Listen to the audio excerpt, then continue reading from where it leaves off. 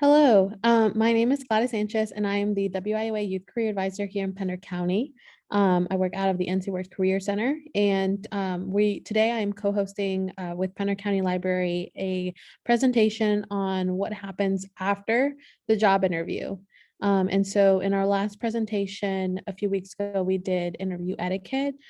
Feel free to reach out to Shannon at Pender County Library to see that recording on interview etiquette. Today, we're going to focus on what happens after the interview.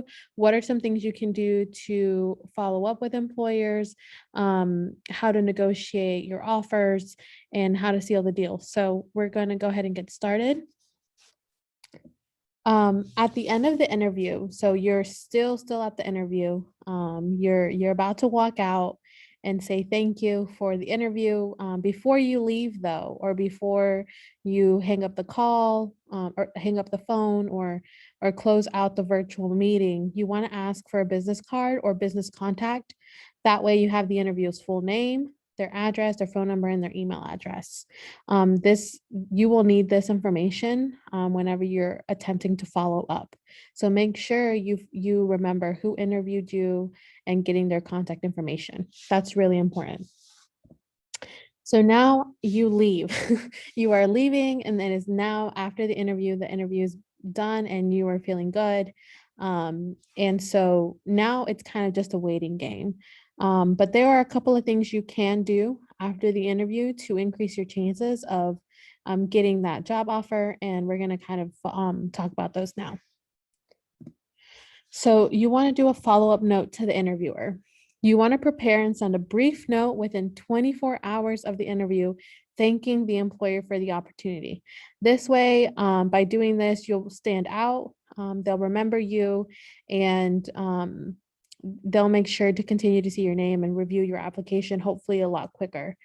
You want to use the title of the interviewer in the salutation, Mr. or Miss, for example.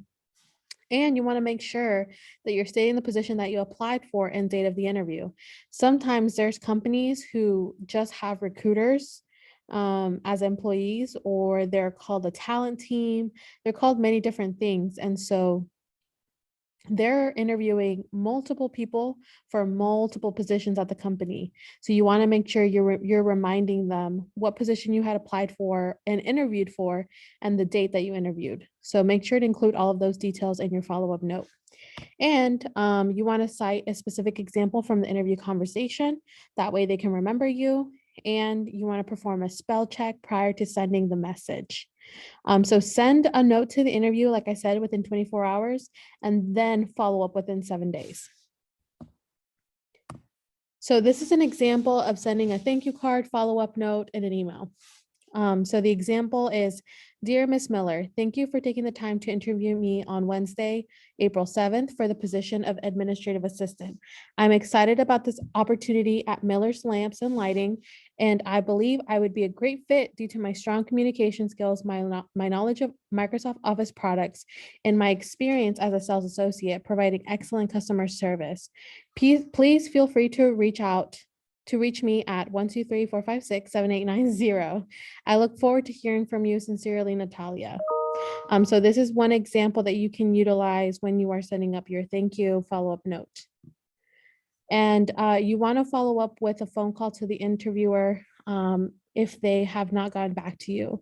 You can, for example, during the interview, you ask them, when can I expect to hear your decision? The interviewer can respond, oh, we plan on letting candidates know by next Friday. And you reply, sounds good, thank you. Next Friday comes and goes. You pick up the phone and call to express interest and see where the company's at in the hiring process. This is really important, especially when they give you that specific date and you realize like, oh my gosh, it's Friday. They haven't called me. What's going on? And you never know. There are some companies that may not give you a call to let you know that you did not receive a job offer. And so if you are really wanting to know what was the outcome, make sure you pick up the phone and call. And while waiting, just be patient, but also continue your job search. This is important. You want to be applying to multiple positions in order to receive multiple job offers. So now you've actually gotten the job offer.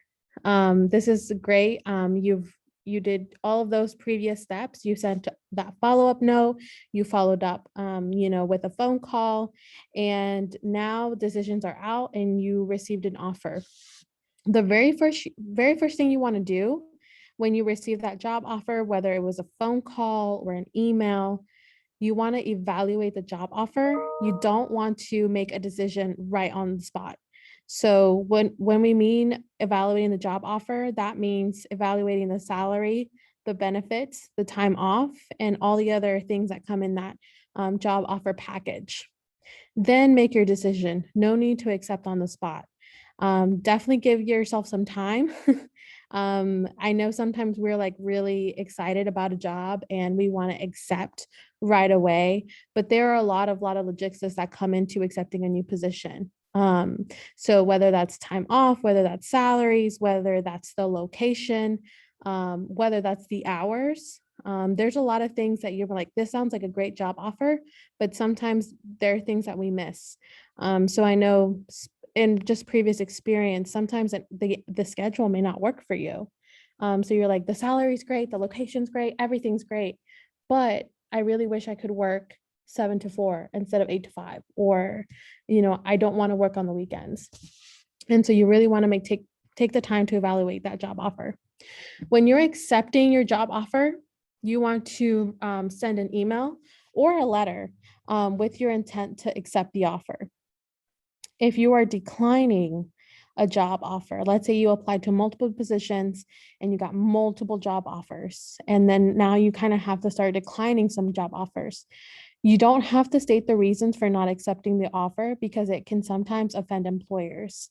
Sometimes we're like, in the back of our heads or the back of our minds, we say, well, I don't really think that I fit in with the company culture. I don't really, vibe with the supervisor. For whatever reason, you don't want to state those reasons because it can offend the employers, and you want to make sure you're still leaving on a good note, or making sure that you're going to have a neutral relationship with that employer for future, just for future opportunities if they come up. Do write a polite letter declining their offer. You want to maintain a good relationship with the employer. And then lastly, what do you do if you want to negotiate your job offer? It is reasonable to negotiate a job offer if you think the offer could be stronger. And when we say this, with salary and benefits and time off, it's really important for you to do your labor market research. If you go online and you see that the average office administrative assistant is earning this amount in Burgon, North Carolina, or in Wilmington, North Carolina, and this is the average, and you're kind of being offered a little bit less, definitely negotiate your job offer with research backing you up. Sometimes it's not sufficient for you to just say, I want more.